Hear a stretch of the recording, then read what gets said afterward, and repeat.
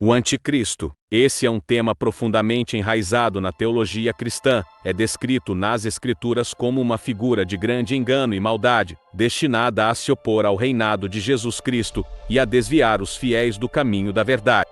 O tema do anticristo é um dos mais fascinantes e intrigantes dentro da teologia cristã. Ao longo dos séculos, ele tem sido objeto de interpretações diversas e por vezes controversas, tanto dentro do âmbito teológico, quanto em diversas manifestações culturais. O anticristo é descrito nas Escrituras como uma figura de grande poder e engano, destinada a se opor ao reinado de Jesus. Vale ressaltar que antes mesmo de vir aquele que se manifestará como essa figura personificada, a Bíblia já fala sobre a operação de um espírito com essas características. O espírito do anticristo, conforme descrito nas Escrituras, representa uma força antagônica ao ensinamento e à obra de Cristo. Esse espírito é uma influência sutil e perniciosa que tem permeado a história desde os tempos antigos até os dias atuais. Nos textos bíblicos, o apóstolo João, em suas epístolas, adverte sobre a presença desse espírito e sua operação no mundo.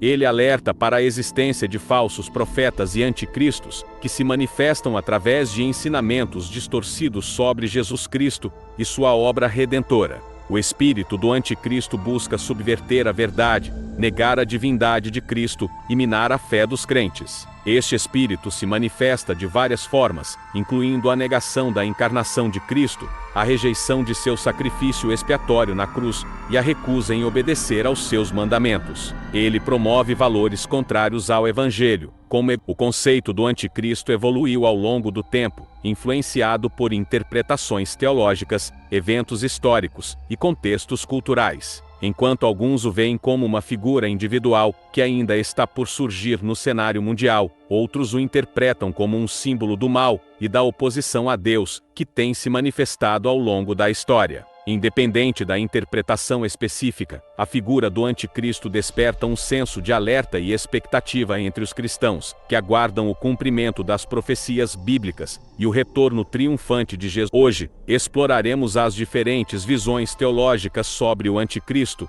examinando as bases bíblicas para essas interpretações e refletindo sobre o significado deste tema dentro do contexto da fé cristã. O anticristo é descrito como um líder político ou religioso, que se levantará nos últimos dias, enganando muitos com falsos milagres e promessas de paz e prosperidade. Ele se proclamará como um salvador, mas na verdade será um instrumento de Satanás, buscando exaltar-se acima de tudo o que é chamado Deus e receber a adoração dos homens. Baseado em uma ampla gama de versículos bíblicos, vamos explorar algumas das visões teológicas sobre o anticristo. Em Daniel capítulo 7, versículo 25, é dito que ele falará contra o Altíssimo e oprimirá os seus santos. Tentará mudar os tempos e a lei. Os santos serão entregues em seu poder por um tempo, tempos e meio tempo. Este versículo é frequentemente citado como uma profecia sobre o anticristo. Ele sugere que o anticristo será um poder político ou religioso que perseguirá os santos de Deus e buscará mudar as leis e os tempos estabelecidos. A segunda carta aos Tessalonicenses capítulo 2 e versículos 13 e 4 diz o seguinte: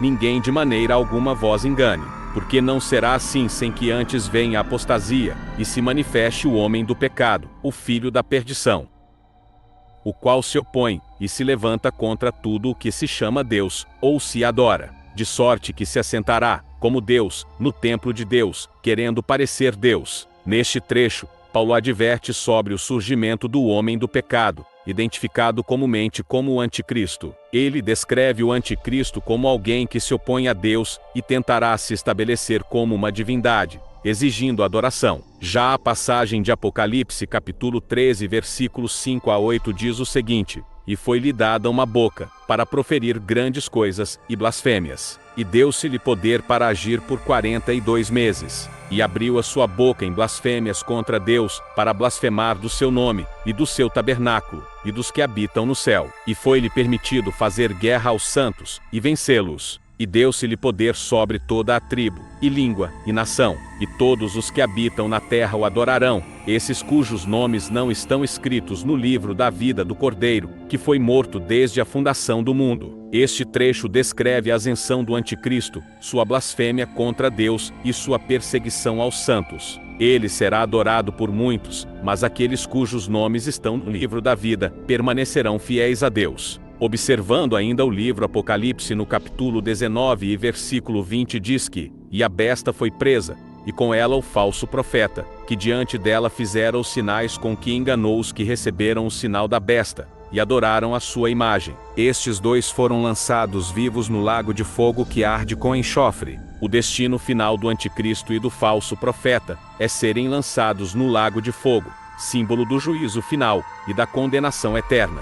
Apesar da ameaça representada pelo Anticristo, a esperança dos cristãos está firmemente centrada em Jesus Cristo. Ele é retratado como o Rei dos Reis e Senhor dos Senhores, cujo retorno trará a derrota final do Anticristo e o estabelecimento de seu reino eterno de justiça e paz. Conforme Apocalipse capítulo 19 e versículos do 11 ao 16, é dito que Jesus virá montado em um cavalo branco, com os exércitos do céu seguindo, para derrotar o Anticristo e estabelecer seu domínio supremo sobre toda a criação. Portanto, embora o Anticristo possa representar uma ameaça temporária, a vitória final pertence a Jesus Cristo, e aqueles que permanecem fiéis a Ele compartilharão de sua glória por toda a eternidade. Essa é a esperança cristã, que, em Cristo, todos os desafios e ameaças serão superados, e a justiça triunfará para sempre. A vitória final sobre o Anticristo está nas mãos de Jesus Cristo. Ele confrontará o Anticristo e seu exército em uma batalha final,